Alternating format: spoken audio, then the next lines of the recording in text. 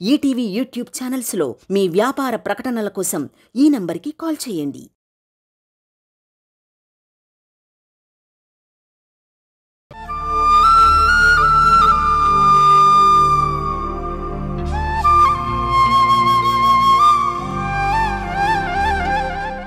గతంలోనే కాదు, ఇందాక క్షణం క్రితం కూడా యాదమ్మ తన తండ్రి విషయంలో జరిగిన అన్యాయం గురించి చెప్పినప్పుడు ఇద్దరిలో ఈగోలు కోపాలు తొంగి చూశాయి. ఇందాక యాదమ్మ చెప్పిన విషయం వదిలేసి మనం గతంలోకి తొంగి చూసి మనసుల్లోనే తప్పు నీదంటే తప్పు నీది అంటూ వాదించుకున్నాం. కానీ నిజం వైపు దృష్టి పెట్టలేదు. మన మనసుల్లో ఒకరి మీద ఒకరికి కోపం బలంగా స్థిరంగా ఉంది. అదంత తేలిగ్గా తొలగిపోదు. నువ్వన్న ప్రతి మాటలో నిజం ఉంది. కానీ ఎవరి కోణం నుంచి వాళ్లే ఆలోచిస్తున్నారు. కానీ అవతలి వాళ్ల ఆలోచనకి కారణం ఏంటని వాళ్ల మనసు నుంచి ఆలోచించడం లేదు. ఒకరు మరొకరిని తప్పుగానే చూస్తున్నారు. కానీ దాని వెనక కారణాల మీద శ్రద్ధ పెట్టడం లేదు. అసలు కారణాల విషయంలో పరస్పరంగా చర్చించుకుంటే ఏదో ఒక ఫలితం వస్తుందనే నమ్మకం నాకుంది.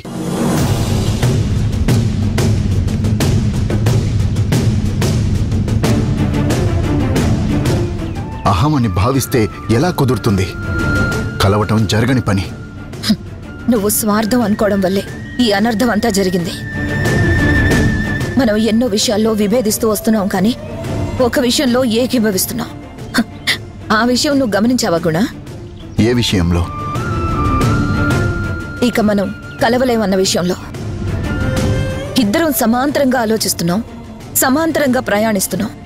నీది తప్పంటే నీది తప్పనే భావనలో, కలిసే ప్రసక్తే లేదన్న స్థిరమైన నిర్ణయంలో. దీనంతటినీ ఏమందాం? విధి విలాసం అందామా? విచిత్రమైన ఆలోచన విధానం అందామా? ఆత్మాభిమానం మధ్య అంతర్యుద్ధం అందామా?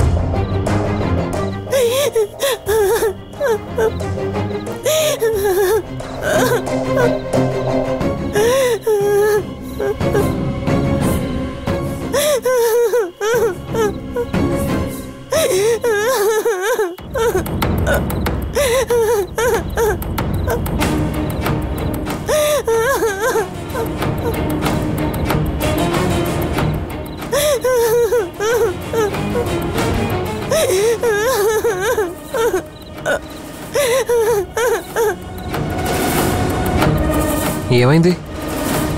ఎందుకు ఏడుస్తున్నారు?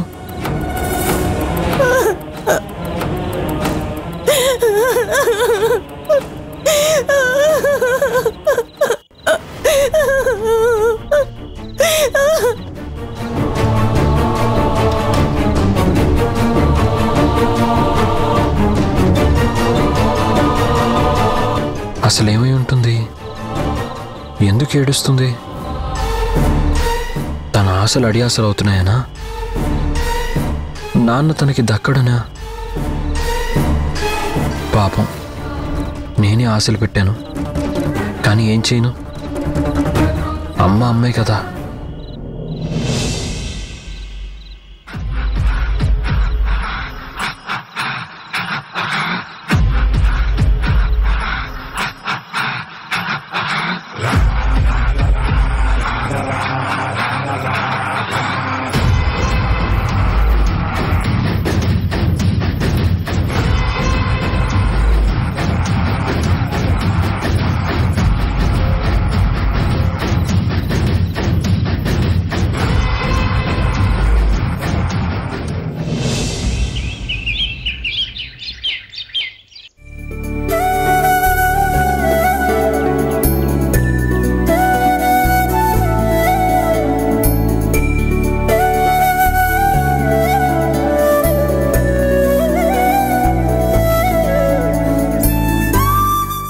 Morning aunty. గుడ్ మార్నింగ్ చిత్ర. గుడ్ మార్నింగ్ అక్క. Good morning. అవును, అక్క ఎక్కడుంది? ఇంకెక్కడుంటుంది, అదిగో గదిలో తయారవుతున్నట్టుంది. ఓ చిత్ర, ఏంటాంటీ? మీ అక్క ఊరెళ్ళొచ్చిన దగ్గర నుంచి అదో రకంగా ఉంటోంది. ఏదేదో మాట్లాడుతోంది. దాని మాటలు మాకు సగం అర్థమై సగం అర్థం కాకుండా ఉన్నాయి. అవును, తనేదో కన్ఫ్యూజన్ లో ఉండి మమ్మల్ని అందరినీ కన్ఫ్యూజ్ చేస్తున్నట్టుంది. చిత్ర, దాంతో కాస్త జాగ్రత్తగా డీల్ చేయి. సరే ఆంటీ, నేను చూసుకుంటానులే.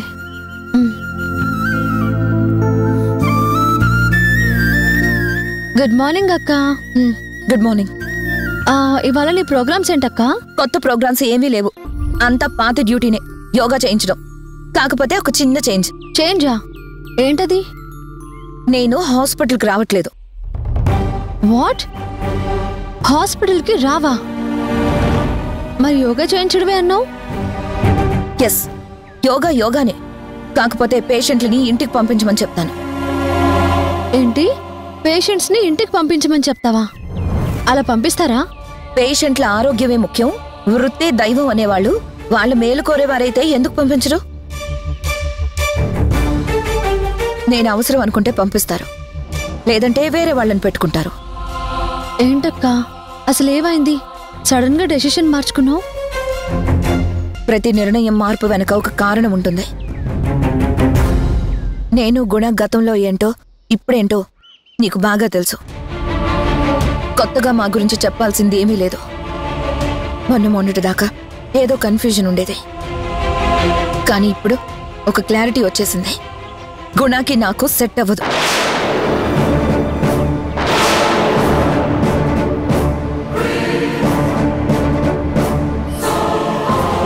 ఏంటి? సెట్ అవ్వదా? ఎస్, మా ఇద్దరిలోనూ అహంకారాలున్నాయి, మా ఇద్దరిలోనూ ఈగోలున్నాయి, మా ఇద్దరిలోనూ బెట్టు ఎక్కువగా ఉంది. తగ్గడం, సర్దుబాటు కావడం, ఆత్మవంచన అని ఆత్మాభిమానం దెబ్బతింటుందనే భావనలో ఇద్దరం ఒకే లైన్లో ప్రయాణం చేస్తున్నాం. ఆ విషయంలో పూర్తి క్లారిటీ వచ్చేసింది. అందుకే సెట్ అవ్వడం చాలా కష్టం అనిపిస్తుంది. సెట్ అవ్వకపోతే పోయింది. నువ్వు డ్యూటీకి రావడానికి ఏమైంది? నువ్వు అక్కడికి తన భార్యలాగా రాలేదు కదా. యాజ్ పర్ ద అగ్రిమెంట్ ఒక యోగా టీచర్గా వచ్చావు. అదే కంటిన్యూ చేయొచ్చు కదా. చెయ్యొచ్చు, అక్కడ ఎవరో మనకి తెలియని వాళ్ళుంటే చెయ్యొచ్చు. కానీ ఆ గుణతో గతంలో నేను కలిసి బ్రతికిందాన్ని. మా ఇద్దరి మధ్య అంతర్గత విభేదాలున్నాయి. అలాంటప్పుడు అతన్ని చూస్తూ నాకు అక్కడ పనిచేయడం చాలా ఇబ్బందిగా తోస్తుంది. ఏదో ఒక టెన్షన్ నన్ను బాధ పెడుతూ ఉంది.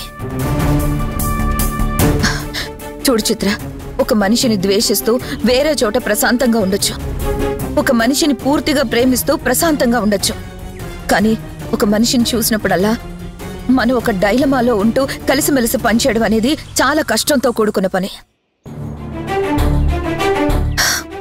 మనశ్శాంతిగా ఉండదు. గతాలు జ్ఞాపకాలు గుర్తొచ్చినప్పుడల్లా కోపాలు, తాపాలు, లోపల ద్వేషాలు, అంత డిస్టర్బ్ అవుతూ కలిసి పనిచేయడం అనవసరం అని నేను భావిస్తున్నాను. నువ్వు ఈ విషయం డాక్టర్ గారికి చెప్పావా? ఇంకా లేదు, చెప్పాలనుకుంటున్నాను. చెప్పేసి ఇక నుంచి పనున్నప్పుడు తప్ప, పని పడితే తప్ప గుణాన్ని చూడకూడదని డిసైడ్ అయ్యాను.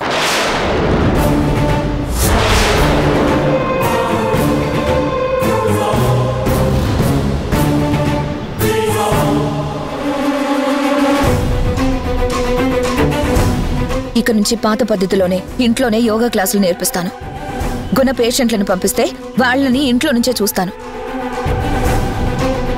అంతేగాని హాస్పిటల్కి వచ్చి నేను ఇబ్బంది పడి అతన్ని ఇబ్బంది పెట్టడం నాకు నచ్చడం లేదు. గుణగారు అలా కుదరదు అంటే మానేస్తాను.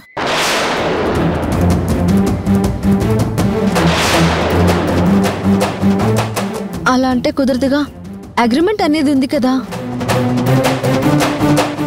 వాళ్ళు కుదరదు అన్నప్పుడు చూద్దాం, అప్పుడు ఆలోచిద్దాం. ఎందుకైనా మంచిది ఇంకొకసారి ఆలోచించక్క. ఆలోచించి మరో దారి కనబడకే చివరికి నేను ఈ నిర్ణయానికి వచ్చాను. ఈ నిర్ణయానికి కట్టుబడి ఉండాలని ఖచ్చితంగా డిసైడ్ అయిపోయాను. ఇందులో మార్పు ఉండదు.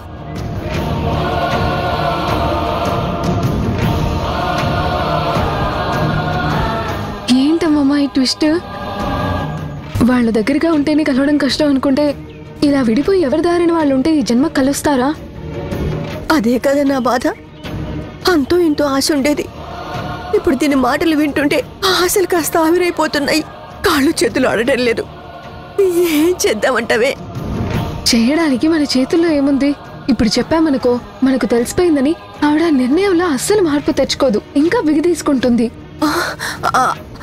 అయితే వెంటనే ఈ విషయం అన్నయ్య గారి చెవులు వేద్దాం. మీ అన్నయ్య గారి చెవులు వేయడం కంటే మా అన్నయ్యకి చెప్తే బెటర్. ఏమంటావ్?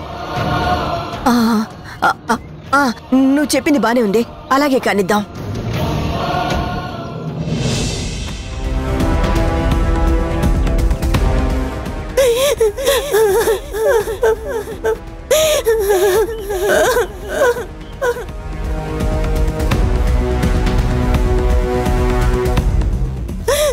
ఏమైందండి?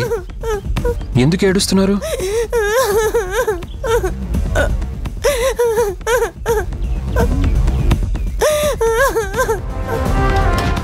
రాత్రి సౌమ్య ఎందుకలా బిహేవ్ చేశారు? నేను అడిగితే కూడా సమాధానం చెప్పలేదు. సీరియస్గా వెళ్ళి గది తలుపులు మూసుకున్నది. పాపం, ఆ మనసులో ఎంత బాధ ఉందో ఎలా అయినా ఓదార్చి ఓ భరోసా ఇవ్వాలి. అమ్మ స్థానం ఇవ్వకపోయినా జీవితకాలం అండగా ఉంటామనే తోడివ్వాలి. మరో కుటుంబాన్ని ఏర్పాటు చేసే ప్రయత్నం చేస్తానని మాట ఇవ్వాలి. తరుణ్, కాఫీ తీసుకో.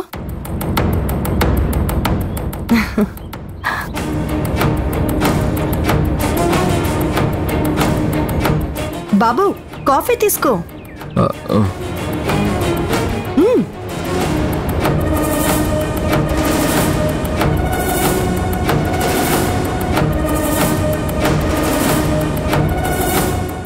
రాత్రి మీరెందుకు ఏడ్చారు?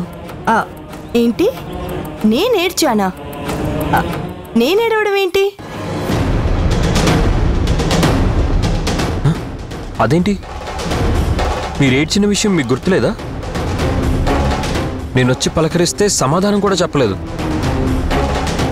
రెండోసారి తరచి అడిగితే ఏ సమాధానం చెప్పకుండా ఏడ్చుకుంటూ గదిలోకి వెళ్ళి తలుపు వేసుకున్నారు కదా. రాత్రి నుంచి నేను చాలా టెన్షన్ పడ్డాను. మీరు ఆవేశంలో నిరాశలో ఏం చేసుకుంటారోనని భయపడ్డాను. అసలు ఏం మాట్లాడుతున్నావు తరుణ్? నేనేడవడం ఏంటి? నువ్వొచ్చి పలకరించడం ఏంటి? నేను పరిగెత్తి తలుపులేసుకోవడం ఏంటి? నాకేం అర్థం కావడం లేదు.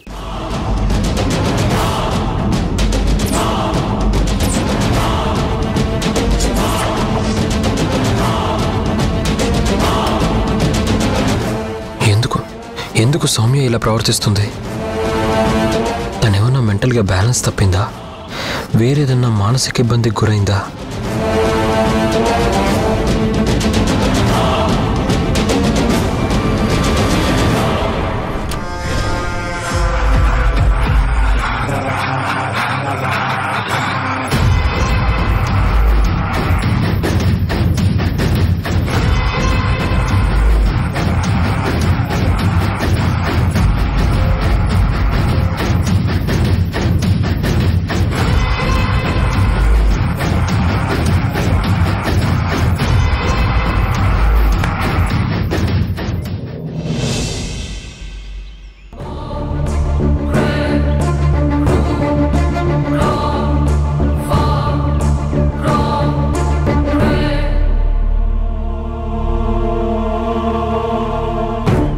నువ్వు చేసిన గాయాలు, బాధల తాలూకు జ్ఞాపకాలు అలాగే ఉన్నాయి.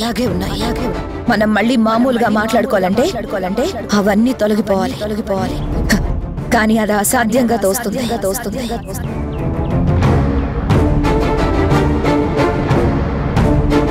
ఏంట్రా, అవతల హాస్పిటల్కి వెళ్ళే టైం అవుతుంటే ఇంకా తయారవకుండా ఇలానే కూర్చున్నావు? నేను చాలా డిస్టర్బ్గా ఉన్నానురా. ఇవాళ హాస్పిటల్కి వచ్చే మూడ్ లేదు. వాట్? హాస్పిటల్కి వచ్చే మూడ్ లేదా? డ్యూటీకి డెడికేటెడ్ అయిన డాక్టర్ గుణశేఖర్ ఇలా మాట్లాడుతున్నాడా? హాస్పిటలే దేవాలయం, పేషెంట్సే దేవుళ్ళు అనే సర్జన్ గారేనా ఈ మాటలు మాట్లాడుతుంది? ప్లీజ్ శివ, ఇరిటేట్ చేయకు. లైఫ్లో ఫస్ట్ టైం నీ మాటలు నాకు ఇరిటేషన్ తెప్పిస్తున్నాయి. అందుకే అడుగుతున్నా, హాస్పిటల్కి రాలేనంతగా ఎందుకు డిస్టర్బ్ అయ్యావు? ఎవరు నిన్ను డిస్టర్బ్ చేసింది? అన్నీ తెలిసి ఎందుకురా ఏమీ తెలియనట్టు అడుగుతున్నావు? తెలుసా తెలియదా అని కాదు, అసలేం జరిగిందో నాకు క్లియర్గా చెప్పు. మన మనసులో ఒకరి మీద ఒకరికి కోపం బలంగా స్థిరంగా ఉంది. అదంత తేలిగ్గా తొలగిపోదు. అదే మ్యాటరు. నాన్న ఊరెళ్ళాడు అనగానే తన బిలాంగింగ్స్ అన్ని తను సర్దుకుంది. నన్నొక మాట కూడా అడగలేదు. అభిప్రాయం గురించి తెలుసుకోలేదు. వీడికి చెప్పేదేంటని ఒకరే కదా. ఆ మనిషికంతా అహంకారం ఏంట్రా? హలో, నాకు అర్థం కాక అడుగుతున్నాను. అసలు వదిన నిన్నెందుకు అడగాలరా? నువ్వేమవుతావని అడగాలని రూల్ ఎక్కడుంది? అంకుల్ లేనప్పుడు అవసరం లేదనుకుంది, దాంట్లో తప్పేంటి? అవతలి వాళ్ళ ఆలోచనని అర్థం చేసుకోకుండా అహం పొగరు అనటం నీ తప్పు. అసలు మీరిద్దరు అంకుల్ దగ్గరికి ఏ ఒప్పందం ప్రకారం వెళ్తున్నారా? ఆయన సంతోషం కోసం, ఆయన బాగుండాలి అని, అంతే కదా? కానీ మీకోసం మీరు వెళ్ళటం లేదు కదా. ఎవరి కోసం మీరు వెళ్తున్నారో ఆయనే అక్కడ లేనప్పుడు తనెందుకు రావాలి అనుకుంది, తప్పేంటి? నిన్నేదో పర్మిషన్ అడగలేదని నువ్వెందుకు నిలుగుతావు? ఉదయం ఎప్పుడు కరెక్ట్గానే ఆలోచిస్తుంది. నువ్వే ఏదో ఎక్స్పెక్ట్ చేసి అవతల వాళ్ళని బ్లేమ్ చేస్తావెందుకు? నువ్వెప్పుడు ఆవిడకే సపోర్ట్ చేస్తూ మాట్లాడతావురా. అగ్రిమెంట్ ప్రకారం ఆలోచిస్తే తను నా దగ్గర పనిచేస్తుంది. నేనే బాసను కదా. అగ్రిమెంటు హాస్పిటల్కి సంబంధించింది. అంకుల్ దగ్గర అటెండ్ అవటానికి ఈ అగ్రిమెంట్కి సంబంధమేం లేదు. అయినా ఎమ్మెల్యే గారి ముందు జరిగిన డిస్కషన్ ప్రకారం ఎవరు ఎవరికి బాస్ కాదు, ఒకరు మరొకరికి సబార్డినేటు కాదు, ఇద్దరూ సమానమే కదా. నీ సుపీరియర్ ఫీలింగ్ ఏంటి? మీ నాన్నగారు ఆరోగ్యం కోసం అయ్యో పాపం అని తను వస్తుంటే నువ్వు పర్మిషన్ తీసుకోలేదు, ఇన్ఫర్మేషన్ ఇవ్వలేదు అని రివర్స్గా తనని బ్లేమ్ చేయటం చాలా తప్పమ్మా. ఓకేరా, ఓకే, ఇద్దరం సమానమే అనుకుందాం. అలా అయినా ఓ కొలిగ్గా భావించి నా ఇంటెన్షన్ ఇది అని చెప్పొచ్చు కదా. పులీగైతే హాస్పిటల్ వరకే, బట్ ఇది ప్రైవేట్ విషయం రా. అంకుల్ మీద కట్టెసీతో కలుస్తున్నారు. ఆయన ముందు తప్ప బయటకు వచ్చిన తర్వాత ఎవరి జీవితాలు వాళ్ళవే కదా. అరే, నాన్న విషయం కూడా నువ్వు ఆలోచించరా. ఆయన హాస్పిటల్లో లేనంత మాత్రాన పేషెంట్ కాకుండా పోరు కదా. ఆయన హెల్త్ కండిషన్ అంతంత మాత్రమే కదా. ఇప్పుడు లేరు కదా. పోనీ తర్వాత వచ్చాక వస్తానని చెప్పాలి కదా. ఏదైనా ఇది చాలా ఇర్రెస్పాన్సిబుల్ బిహేవియర్ రా. నీకేదో ప్రయారిటీ ఇవ్వలేదు, పొజిషన్ ఇవ్వలేదు, గొప్పగా చూడలేదనే కారణం మనసులో పెట్టుకుని పొగరు అంటున్నావు. కానీ పర్సనల్గా మీ మధ్య ఏముందని తను నేను గొప్పగా చూస్తుంది? అయినా తను చెప్పింది కదా తనకు నువ్వు ఏమీ కావని. ఇంకెందుకు నీకు చెప్పాలి? నీకు నువ్వే పొగరు అనుకోవటం తప్ప. సర్లేరా, వదిలే. పేరుకి నువ్వు నా ఫ్రెండ్వే, కానీ ఆమె సపోర్టర్వేగా. నాకు డౌట్ వస్తుంది. నాన్న లేడని అక్కడికి రానిది హాస్పిటల్కైనా వస్తుందంటావా? నాన్నని పేషెంట్గా చూడని ఆవిడ మన పేషెంట్స్ మీద శ్రద్ధ పెడుతుందంటావా?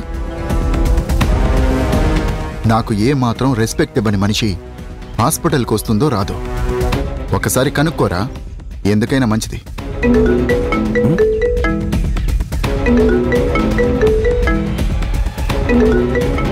ఆవిడగారే. నిండా నూరేళ్ళు వదినకి. నీ ఆశీర్వాదాలు తర్వాత. ముందు మాట్లాడు. నేనా? ఫోన్ చేసింది నీకైతే నన్ను మాట్లాడమంటావేంటి? నేను తనతో మాట్లాడాను. తనకు నేనంటే అంత లెక్క లేనప్పుడు నేనెందుకు మాట్లాడాలి? వదిన ఫోన్ చేసిందంటే ఏదో మ్యాటర్ ఉండే ఉంటుంది. అనవసరంగా నోరు జారితే ఆవలించకుండానే పేగులు లెక్కపెట్టే రకం. నాకు ఇరుక్కోట ఇష్టం లేదురా బాబు, నువ్వే మాట్లాడు. Please Shiva, please please Shiva, matter ఏంటో కనుక్కోరా. ప్లీజ్ ప్లీజ్ రా, మాట్లాడు ప్లీజ్. హలో గుణ. వదిన, నేను శివని. ఓ శివవా? గుణ లేడా? లేడు. లేడు అంటే ఐ మీన్ ఉన్నాడు, కానీ బిజీగా ఉన్నాడు. సరే, కానీ బిజీగా ఉన్న సార్కి నా మాటగా ఓ విషయం కన్వే చేస్తావా? ఏ విషయం వదినా? ఇవాళ నుంచి నేను హాస్పిటల్కి రావడం లేదు. అలా అని అగ్రిమెంట్ బ్రేక్ చేస్తూ పేషెంట్లని చూడనని కాదు. నా ఇంట్లో నుంచే నేను చూస్తాను. యోగా అవసరమని ఫీల్ అయిన పేషెంట్స్ని నా దగ్గరికి పంపించా. హాస్పిటల్లో ఏమైనా అవసరాలు అనేవి ఉంటే చిత్ర కోఆర్డినేట్ చేస్తుంది. సరేనా?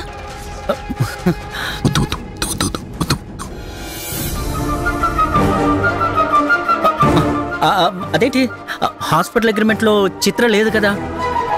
కావచ్చు, కానీ నాకు అసిస్టెంట్ అవసరమని ఎమ్మెల్యే గారి ముందు ఓ ఒప్పందం కుదిరింది కదా. కుదరదు. ఏంటి కుదరదని నువ్వెలా అంటావు? అది కాదు వదినా, అలా కుదురుతుందా అని అడుగుతున్నాను. హాస్పిటల్కి రావటం కుదరదని అన్నావు కదా, అందుకే అడుగుతున్నా. అవును, పేషెంట్స్ని మా ఇంటికే పంపించు. హాస్పిటల్కి రావడం కష్టం. ఈ విషయం గుణకు కూడా చెప్పు.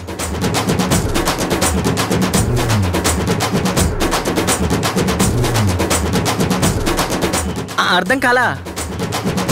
అర్థం కావడం లేదా? ఇందులో అర్థం కానంత విషయం ఏం లేదు. అంటే అది ఒక్క నిమిషం వదినా.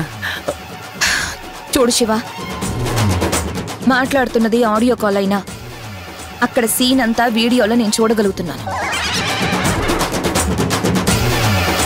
మీ సార్ యాక్షను, నీ వాయిస్ ఓవర్లు, డబ్బింగ్లు అవన్నీ ఎందుకులే కానీ 5 నిమిషాలాగి నేనే కాల్ చేస్తాను. మీ సార్ గారిని వివరంగా కనుక్కున్న తర్వాత చెప్పు. అర్థమైందా? ఉంటాను.